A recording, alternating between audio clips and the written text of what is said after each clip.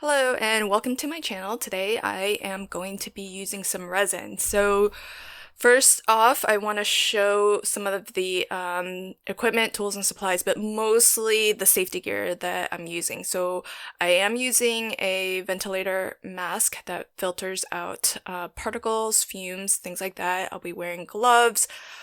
Off camera, you won't see it, but there's also a fan that is blowing all of the fumes away from me. So if you are going to be using resin, I highly recommend taking all of the necessary safety precautions because there are fumes. I think no matter what the bottle says, there's gonna be fumes, whether it's straight out of the bottle or during the curing process.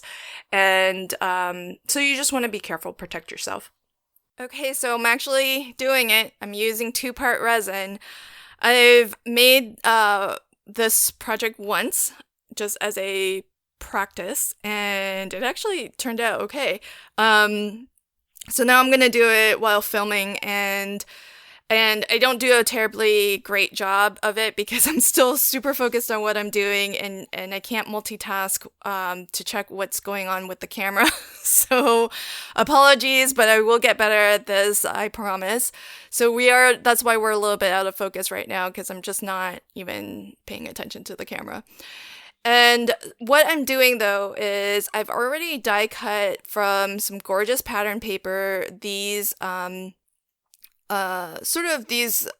vignettes that I want to embed in some resin coasters. When you embed paper into resin, one of the challenges is that paper can actually absorb the resin and change. So if you want to prevent that and you want your paper to look just as it does outside of the resin, you need to coat it or seal it in some way. There's lots of different methods for this. You could laminate it and then trim it down, or do what I'm doing, apply Mod Podge. And what I did was I applied one layer of Mod Podge going in one direction. I turned my piece 90 degrees and I brushed on a second layer of Mod Podge going in sort of an orthogonal direction to the first layer. And that helps to kind of make sure that you get a nice even coat and that everything is covered. And I made sure to brush off and back onto the piece so that the edges are sealed with some of that Mod Podge as well. And you could use maybe a PVA glue or tacky glue, something that's low water content so it doesn't warp your paper. But and you may need to test a little bit in terms of how many coats that you need. But for me, I put 2 coats on each side of the paper because resin can, I'm going to completely embed this in resin. And so I don't want it to soak into the top or the bottom side. And the effect that resin can have on your printed papers is just depending on your paper, it could bleed some of the ink lines and make it look a little bit blurry. It could make your paper look translucent as if it was wet because essentially that's what's happening. The resin is soaking through. And so that might be something that you want in your project, but if it's not, then you'll want to do what I did, which is to seal it with something. I'm going to actually be making a set of 4 resins, so on camera you'll actually see different pieces, just different parts of the process, but what I'm doing here is I'm mixing the 2-part resin in a silicone measuring cup. The resin that I'm using is 1-to-1 by weight, and it actually suggests that you mix it for 3 to 4 minutes, and you pretty much want to be constantly stirring that entire time. And I try really hard to kind of scrape all of the edges, as you can see, scrape the bottom. I'm using a plastic stir stick that is easy cleanup because once the resin dries, it will peel off of that. But it is nice and hard, which is nice so that I can really scrape the edges of that silicone measuring cup. And I do also want to mention, I'm not an expert at this. I'm just sharing, my little crafty journey into resin with you. And so this isn't going to be a perfect piece, but but I'll share with you, what I'm learning along the way. And I definitely suggest that if you want to learn more from more experienced resin artists, there are a lot of YouTube videos out there. And so definitely, do your research and just see what other cool techniques. My project today is going to be really, really simple. All I've done here is kind of poured off some resin into these smaller little bowls, which I think are super cute, have this nice little kind of pointed spout to make it easy to pour exactly where I want.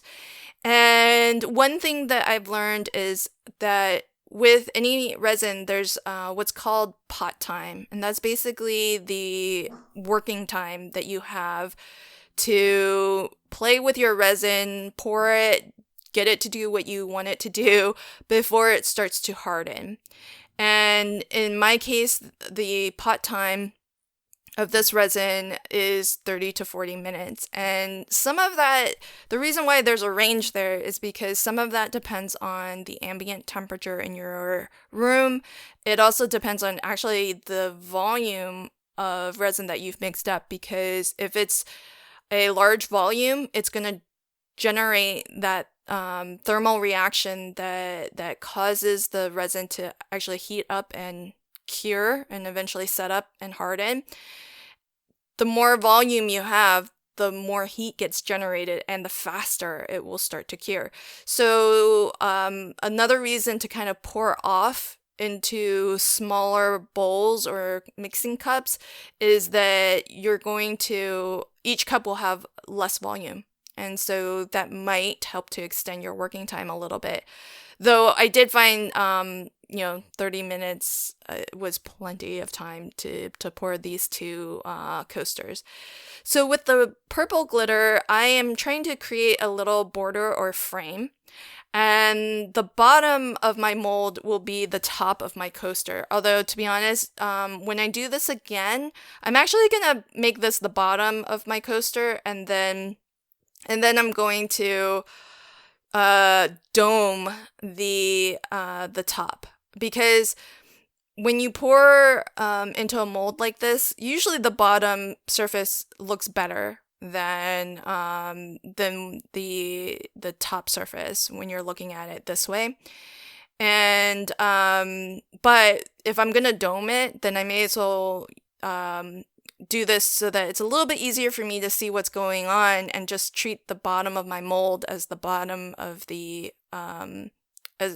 coaster. Because here I've missed some footage, but I placed my pieces face down, and this is what I mean by if the bottom of my mold was actually the bottom of the coaster, then I could do everything face up and I can really see what I'm doing better, and I can really focus on making the top look really, really good, because that's going to be the final thing that sets, so I can really have a good look at it. Whereas when everything's face down, you almost kind of don't know until you unmold it, like what I'm doing here.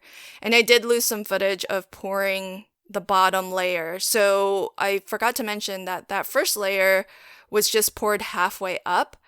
And I put the papers in after I let that first layer set for roughly 4 hours. So it's not completely cured, but hard enough to where I can place the paper and give it a little bit of a burnish, make sure that there's no air bubbles. And that was the other thing. It's hard to make sure that there's no air bubbles when you're placing something face down. So you can see better whether you're going to have air bubbles if you can place everything face up. So then I poured another layer of resin that I mixed entirely with glitter.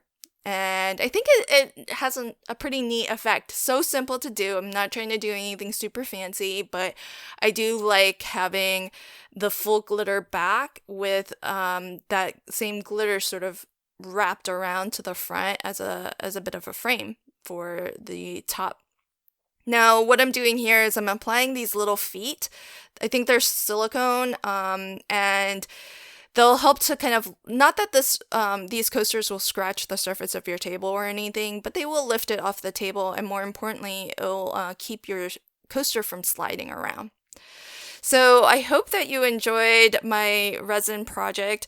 I'm going to package these up and gift them. So I'll have a follow-up video showing how I create a box to actually gift these. And I'll be using the same Graphic 45 charmed paper collection to create the coordinating gift box that I'll set these in. Thank you for joining me today, and until next time, happy crafting and have a fantastic day. Bye.